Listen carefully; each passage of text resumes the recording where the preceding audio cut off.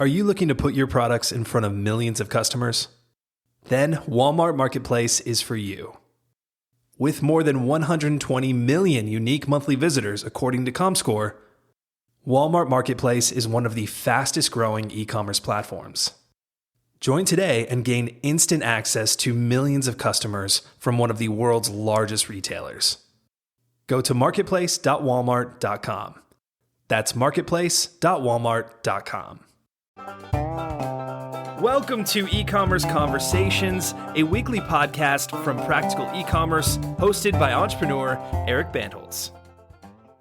What is going on, Internet? Eric Bandholz back again with another E-commerce Conversations. Hope all is going well on the other side of the Internet. On the other side of the table from me, Nik. Woo! Welcome, man. Thank you, sir. Excited to be here. Good to have you here in Austin, This is the first Texas. second time I'm in this office. Yeah, you've gotten a haircut. You've gotten a haircut at my barber shop. Yeah, before. I come get the barbershop every time. A routine, is that how you say his name? Yeah. A routine? A routine. A routine, yeah. He's, that's Or my guy. Art for short. Yeah, that's my guy at your shop. And then I remember there was a happy hour here before some I think before the first Whaleys, you did a happy hour here. And I came for that. Okay. Yeah. Yeah, that was Andrew Udarian put on an event. Nice. With e-commerce fuel. I don't know if you're in that Yeah, as well. yeah. Big fan of e-commerce. So we had it here. But we try to do things. I've got like a cuts in capitalism. Where we that's right. That's once a month, right? Yeah, that's once a month. That's kind of like a private invite only. Got to make sure no socialists or commies come in. Keep it clean. Yeah, got to keep it clean, man. Yeah, like you got anyone who's looking for equality, man, get out of here. Keep them out. Yeah. It's got to be unequal in all ways. Yeah. Did you see that new brand we just launched called David Protein? Yes, with the gold wrap labels. Yeah. Is that your? No, we just built the website for it, but I feel like you'd like their stuff. It's basically like, if you're sexy and you're hot, like you eat David, and if you're not, go somewhere else. I feel like I tweeted this very long time ago, and the tweet didn't go viral or anything, but it was basically like exclusivity. Like we're moving from inclusion to exclusion. 100%. Like exclusion is going to be the next wave. And you got to think about, like, in my opinion, how can you build a brand that will exclude people and really like own what you own? Yeah. Because the world just gets so competitive now that if you're trying to appeal to everyone. Yeah, it's hard to appeal. Yeah, I feel like it's like a cycle, right? Like we go back and forth between, same thing with like skinny jeans versus regular fit jeans. Right. It's just like a back and forth until people are tired of it, and then they move on to or unbundling and bundling. It's like the flip flop cycle. Yeah. Well, let's get started. For the people who don't know you, who the hell are you? My name is Nik. I'm Indian. I'm 28 years old. This isn't the Hinge podcast. I'm 6'4". I've got a beard. No, I run an agency called Sharma Brands. We're a growth agency. We focus on either brands that are pre-launch or brands that are doing ideally 30 million plus, and kind of help them on all things website, acquisition, retention. Those are the three main focuses for us.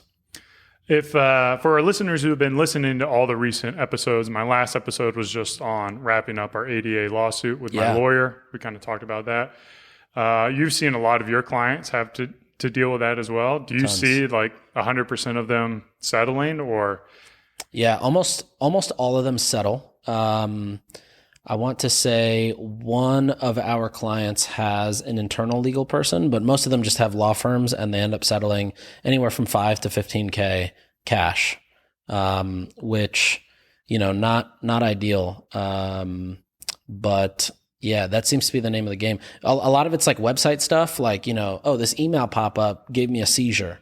Or lately we've been seeing like Facebook Pixel as a way of conspiring to track users without their permission being like the base of a lawsuit. Well, we talked about this off air, and I've said this before, but if the e-commerce industry as a whole can start to develop a reputation as fighters rather than as settlers, then I feel like a lot of these problems will actually go away. So I know it's hard and it's scary to face a lawsuit, and no one wants to do it. No one wants to be the person to bear that burden. But as a whole, I would encourage you guys, like we settled ours for we didn't settle ours. We paid $15K to defend ourselves, which is not too dissimilar from what a settlement very low cost would be. Did you know that's how much it was going to cost going into it? I was prepared to spend up to like $75,000. Okay, got it. Wow, so you got a deal. Yeah. So I was off. I was pretty happy with that. And I mean, I wasn't happy paying $15K. Yeah. But At least I went to your lawyers versus theirs. Yeah, exactly. And I was planning like who's going to fly to New York to go to court. I was going to, take it all the way. And now that we've already set the precedence for not settling, that will probably be our new company policy going forward. Yep. And then just, plan on $75,000 to $125,000 at any given time. We'll go to defend ourselves and then just do it. And I know that's like, it sucks that we have to do that as e-commerce owners, but we've got money set aside for inventory. We got money set aside for, bad times, for, new marketing endeavors. Of course, we'd want to put them to that, but if we set them aside for our war chest, then we're going to have to set less aside down the road. Yeah. Did you make any content out of that helped drive sales? Nah, unfortunately. I mean, it's like it's probably hard to do that. Like I did tweet about it and I got $53 from Twitter. Yeah. Nice. So, that paid a little bit back. And I had a couple of reporters reach out to me. One of which I had an interview with. So we'll see if I get like an article written up or get a couple of links for SEO. It's one of those things where I don't know how far to push it because I don't want to get a target on my back where like lawyers are like, oh, this guy wants to fight, we'll fight him. Or if lawyers see it and they're like, okay, well, this guy's a fighter, we'll just go somewhere else. Yeah. The good thing is that fighting and winning is now public record. Yeah. So people will hopefully think twice if they. Yeah, I don't think they do that much research though. Yeah. Like I think they probably have like SEO tools or like SEMrush or Ahrefs or something. They're looking at the traffic a website's getting, and then they're scanning websites with like whatever compliance, ADA compliance, and then if it checks those two boxes, then they just send a lawsuit. Yeah. Are there any new practices you put in place now that this has happened? We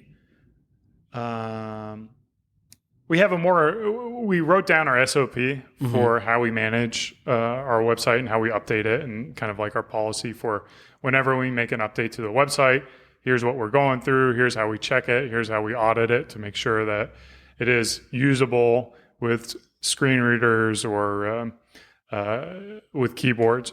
So that's part of our process that we didn't have like an SOP before. So I think that's helpful in a defense standpoint. I think keeping your terms of service up to date, but I'm not.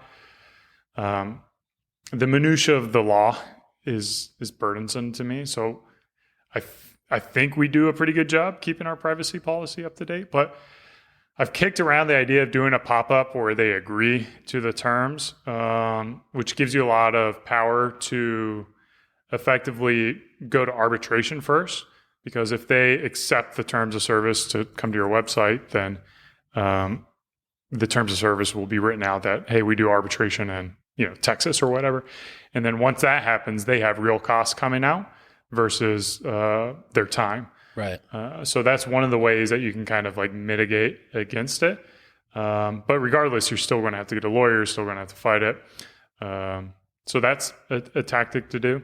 Yeah. But at the end of the day, it's just like, I don't know, keep cash on the side, which is harder to do when you're not making money. Yeah. And get ready for a battle. Totally. Yeah. It's kind of like a separate rainy day fund, I guess you just have to keep. Yeah. I got a bunch of those. Yeah. So you've got, you work with a lot of brands, a lot of big brands. Is everyone still killing it, or are you seeing mixed results? What are you seeing out there?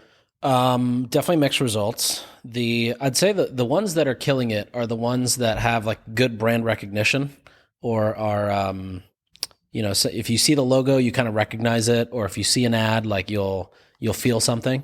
And that's really just a direct result of like good brand work on their part. The ones that don't. And when you say good brand work, are you just talking about like the website, the ads? Actually, none of that. It's mostly like outside of the website and the ads, like how is the brand perceived? If you were to ask a random person about the brand, how would they describe it? Is that something positive?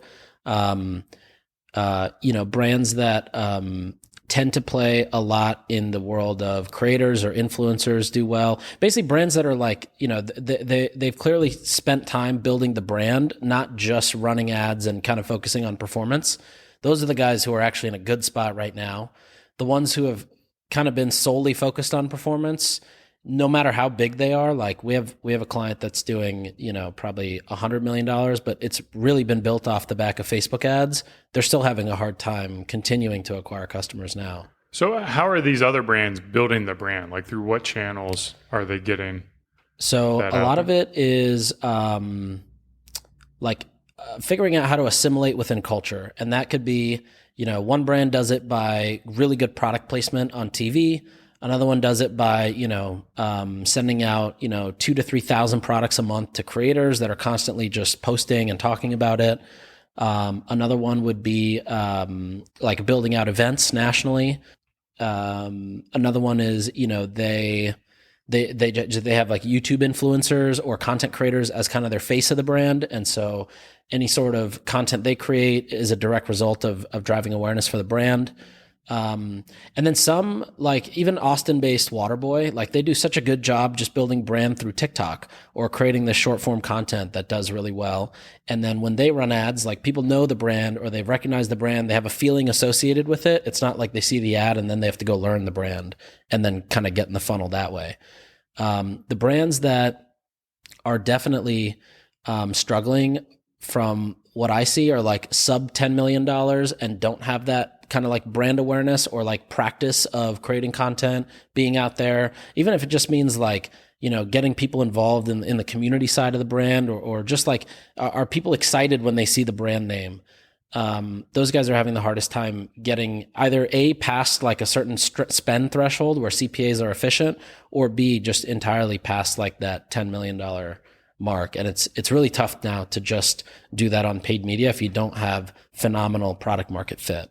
You talked about spend level where things start getting efficient. Like, tell me what those numbers are and kind of how you get there. Is there just like a pit of despair in Facebook ads? And then once you get out of that pit of despair, it becomes, a pit of profitability? Yeah. I think like I think if you're just starting something, you could probably get to 100K with, sort of building funnels on Facebook, maybe a little bit more. But I do believe like, have you seen that movie Cars? Yes. When Lightning McQueen's rebuilding the road and everybody's driving behind it. I think of that as like, paving the road is sort of like building the brand equity or the brand presence, the brand awareness. And it doesn't mean you have to spend ads on reach and frequency and billboards and whatnot. It's just like, are you associating a positive feeling or something with the brand? And then the performance stuff is the cars driving on it. So if you're driving on it without the brand stuff, it's a bumpy ride, right?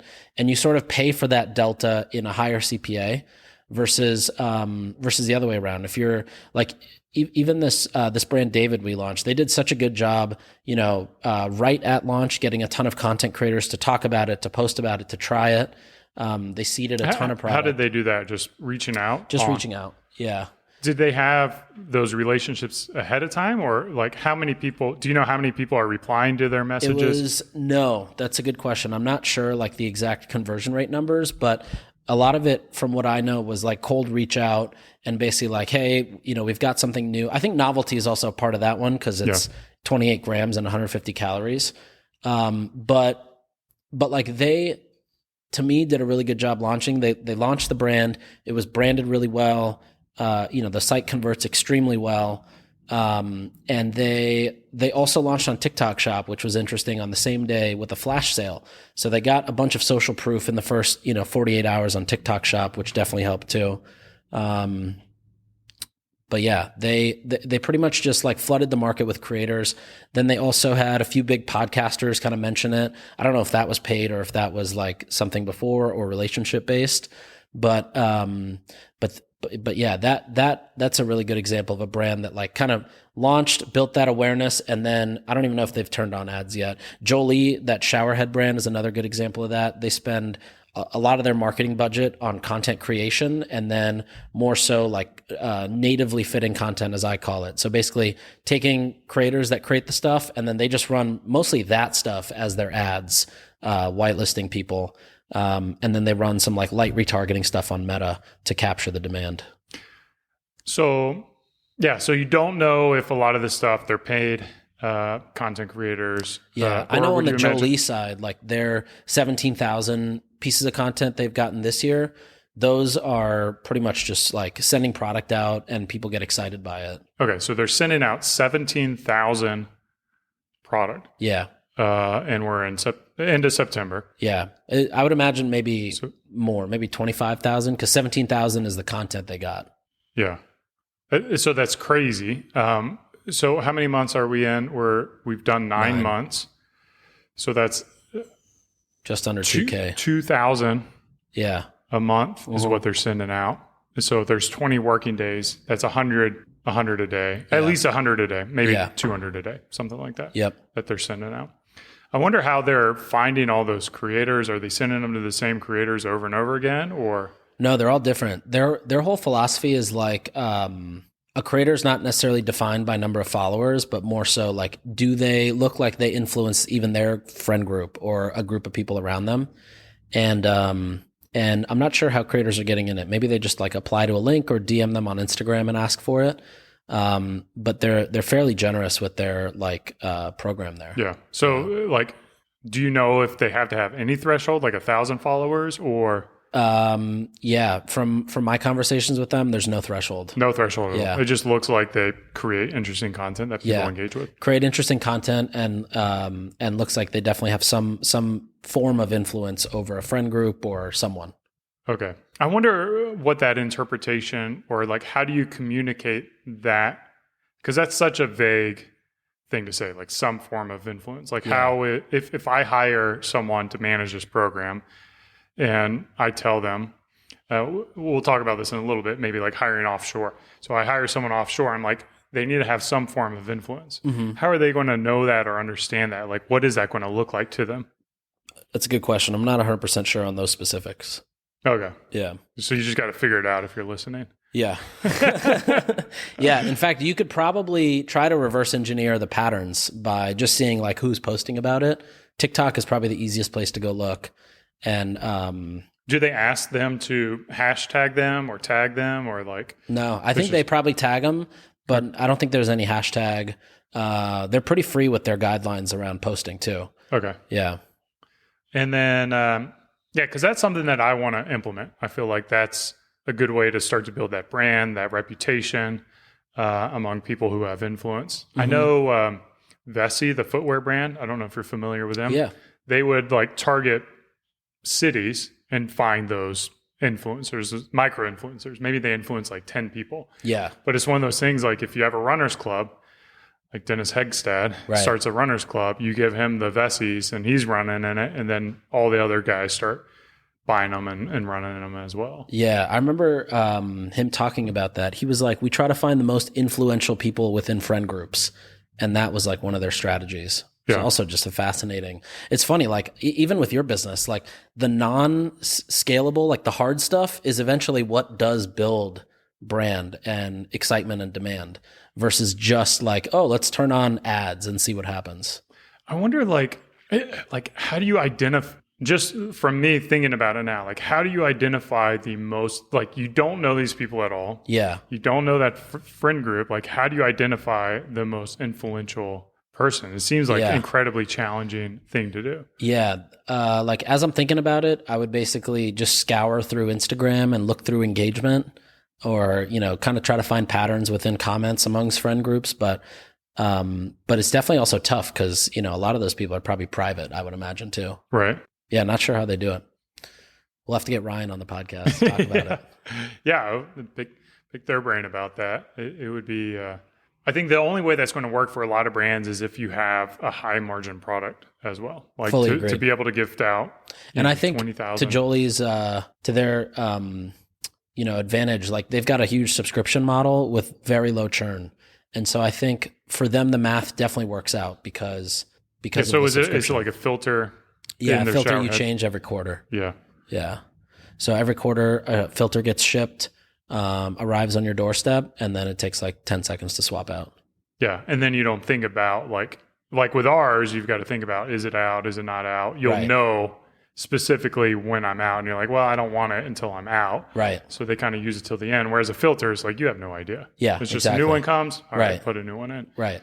There's also, it kind of follows this interesting format, which is like, if you use filtered shower head, you will be beautiful.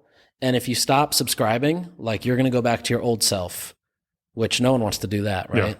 Yeah. And I think that's big part of like why their churn is so low.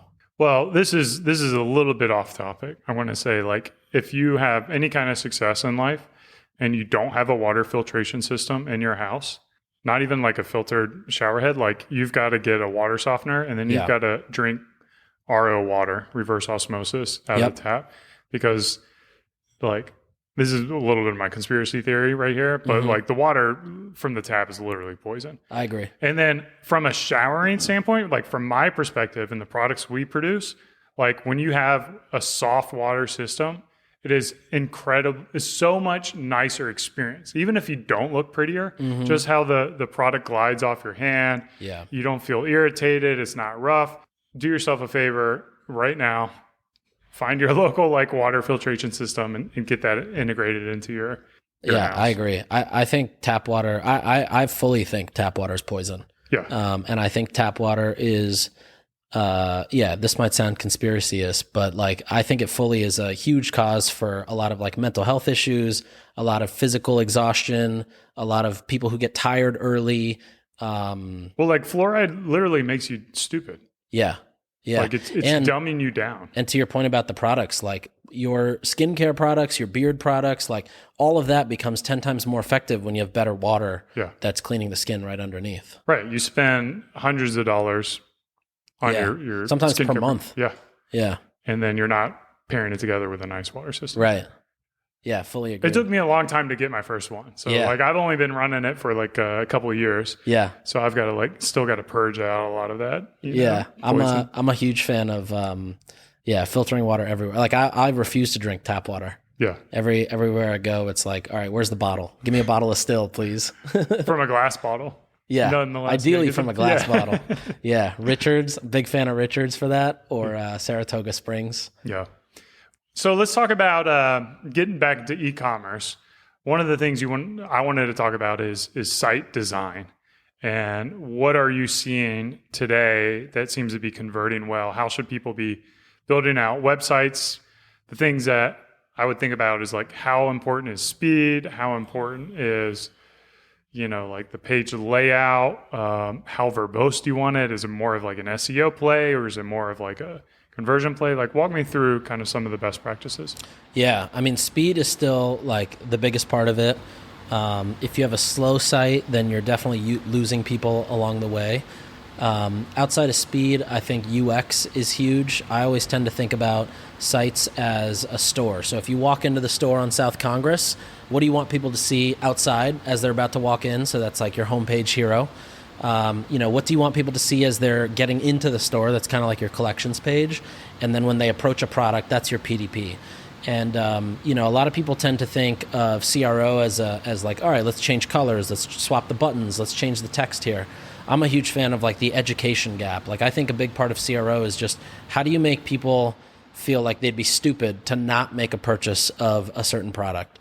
And so, even like the David site, if people go to David Protein, they'll see like we break down how many cents per gram of protein are you paying for. And you can clearly see amongst the entire competitive set, it's the cheapest bar you can buy, which of course helps justify and then increases the conversion rate.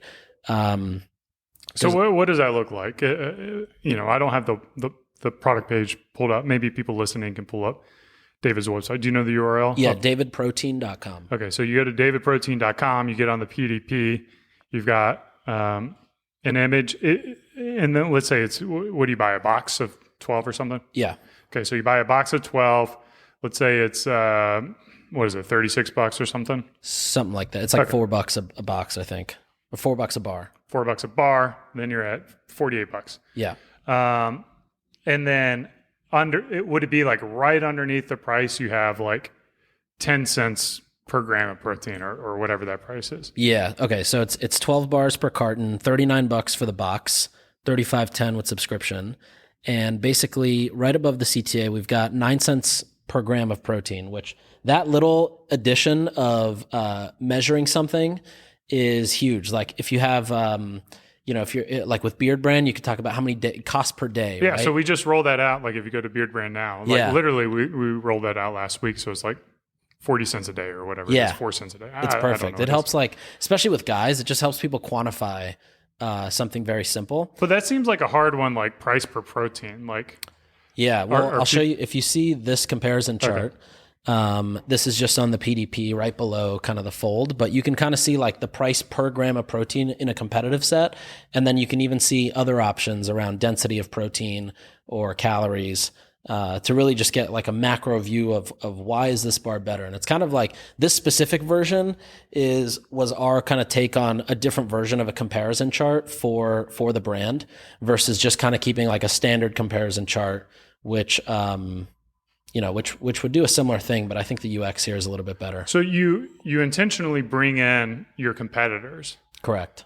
Was there a lot of thought process in that or debate? There was, I think for something like that, like we usually get that from the client, like, hey, what kind of brands do you want us to compete or show you against? I'm a fan of either doing it that way. I'm also a fan of like hiding I guess it's harder in protein bars because the wrappers are all the same. But like, for example, if you go to a site that sells electrolytes, maybe they have an outline of a Gatorade bottle or an outline of a Pedialyte bottle, and you can kind of like understand it. The other version to do it is like, you could categorize something as drugstore products. So Beard Brand versus, drugstore equivalent versus, something else. And that way you do it there. Or if you're selling like coffee, it's like, well, it's coffee versus matcha versus energy drinks, so more at the category level. Do you feel like any is more effective than others? I do think like the brand to brand comparison is probably the most effective. It also depends like the stage of the user in that journey, right? So like if it's a low, like the PDP is very lower of funnel. And so I think the brand to brand stuff works well. But if you were to go, like if we were to run a listicle that's an upper funnel, we might do a protein bar versus like a protein shake versus, a pound of steak or whatever it may be, to just try to show like, well, this is super calorically dense, more than a shake or a steak would be. It's, faster to consume. It's easier to grab and go. So you can kind of find like, depending, if somebody's more upper funnel, new to the brand, you can sort of bring them in that way. Me personally, I kind of like putting yourself against the brands because it helps. I'm thinking specifically for Beard Brand, but it helps like position yourself. Like, so it's like Beard Brand. If the consumer looks at Beard Brand, they might compare us to, Axe or Old Spice or Dove or, whatever drugstore brand, whereas that's not really our intended audience or product. So if we came in here and we were like, compared to Aesop, compared to Le Labo, compared to Kiehl's, totally, then all of a sudden it's like, oh, Beard Brand's a premium brand. These are the competitors looking at, and then among those competitors, clearly offers a lot of value. Yeah. But if all of a sudden we let the consumer decide who our competition is, you have no control over that. Right. And you may or may not be perceived favorably. Totally. Yeah. The for some brands that have like inferior products and they refuse to believe it, like there's a few brands I've touched where it's like, this product clearly does not compete, but they believe it does. It definitely hurts them, because then the consumers would use that comparison chart to discover their competitors as a better alternative. But yeah, if you have the superior product, then the brand to brand head on is the way to go. Yeah. How, you know it, but they don't know it. How do you know the product is inferior compared to the marketplace? Is it just reviews or? Yeah, I think part of it's reviews, or like, I'm thinking of a specific beverage brand that we launched a couple years ago, and like the taste was just not there, like it just didn't taste that good, but it was backed by athletes and whatnot. And so it ended up launching. It didn't do that well out of launch for the same reason. But I think it's also a good reminder that like at the end of the day, no matter who's behind it, what face is on it, what the branding looks like, how good the marketing is, like if the product doesn't work, you can't rely on the second purchase, which is what you need to build a brand. Yeah. Taste is such an interesting thing because we deal with that as well. Like fragrance is a very subjective thing. Mm-hmm. Like some people may love one fragrance and hate another. Totally. So I don't know, like, how do you, I guess you just tweak the taste until you get one that's. Yeah. I've always, for this beverage specifically, like considering who the audience was, which was basically like what I call like the McDonald's or the Drake audience, just like mass. You kind of have to be like at the Walmart level of taste, right? So like the fruit punch, the cool blue raspberry, the stuff like that. This was more like, it tasted like, it should be a health drink, but it was kind of a healthier alternative, but it wasn't fully that healthy. And so, the benefits didn't hit, the price didn't hit, and the taste didn't hit. Yeah. And when all three don't hit, it's just a recipe for disaster. If you've got like 2 out of the 3, you can sometimes make it work. You still have headwinds, but yeah, if you don't have price and benefits, like the other stuff doesn't really matter. Yeah. So I look at, who's it? Mr. Beast's new product, Lunchables.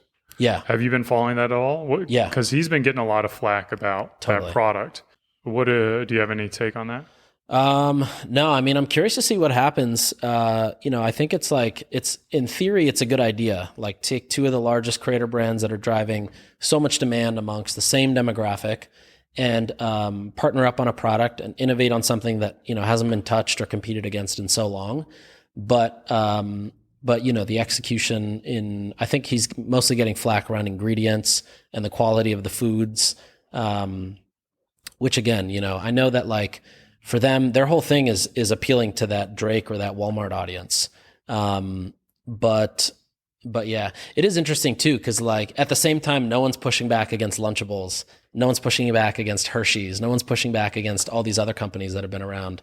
But I have always said, like, Kit Kat wouldn't be able to launch today; it just wouldn't. And I think similarly, they're probably realizing the same thing with Lunchly. Well, I think the other thing is like Kit Kat, when it probably launched with a product that's different than they have now too. Yeah, totally. So it was probably produced with better ingredients. Yeah. Back then. And that's now what it's just a margin machine. Yeah. So then it's just like, oh, we changed one ingredient here. And then you do that for 50 years. Mm-hmm. And you got the ship of Theseus. Is it? Yeah. Is it the same product or not? Yeah. We wanted to touch base on this briefly because I mentioned it earlier, but you've found success hiring overseas.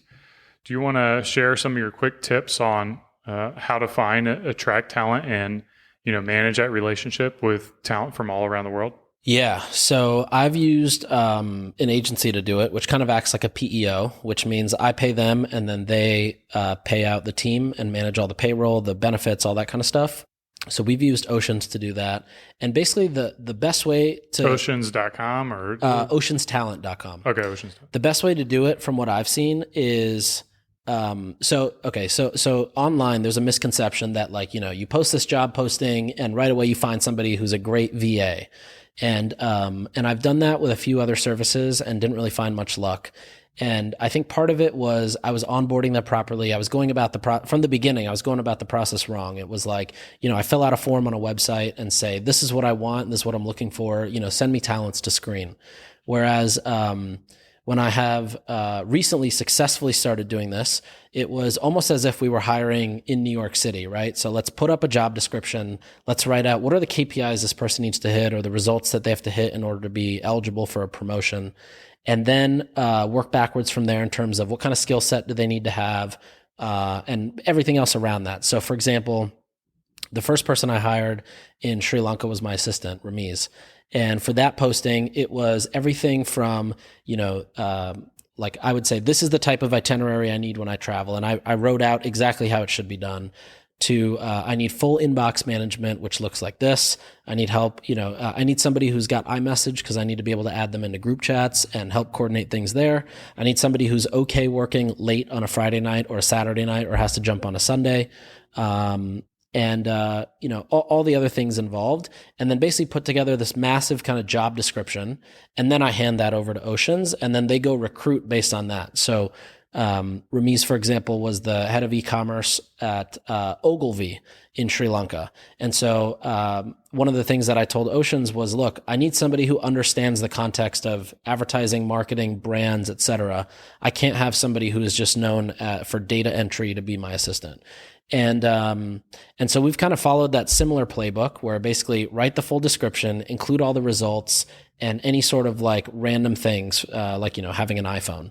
And we've really successfully been able to hire a solid team out of Sri Lanka. We've got 6 or so people there now, all doing different things, and all who would be, like phenomenal candidates if they were based here too. Yeah. You hear a lot about like Filipino talent or South American, Mexican talent. You don't hear too many people going after Sri Lanka. Yeah, this is the only company I've seen that does Sri Lanka really well. Granted, I haven't like explored the market for others, but this company Oceans, like when they first approached me, I was like, I've tried every service. Like they all kind of they do the same thing. Sometimes the talent's good for a few months, but then drops off or whatever, something happens. And they were like, I promise you, this talent is different, and it was. Yeah. And you're not dealing with any like internet outages or no internet outages, no issues. Tycoons, Yeah. No, none of that. Like sometimes they'll be like, oh, the power's out, but we're going to a cafe. So they'll just work from a cafe, but that's super rare. It's like maybe once a month. Where can people follow you on Twitter, buy your services, listen to your podcast? So Limited Supply is the podcast. Best is probably Twitter, Mr. Sharma on Twitter, or nik.co for my site and newsletter. Look at that, nik.co. Nik.co. Oh man. Well, thanks for coming by the Beard Brand office. Thanks for having recording a podcast. This was a fun one. I hope you guys enjoyed it as much as I did. Hell yeah. As always, thanks for listening. Cheers and keep on growing. See ya.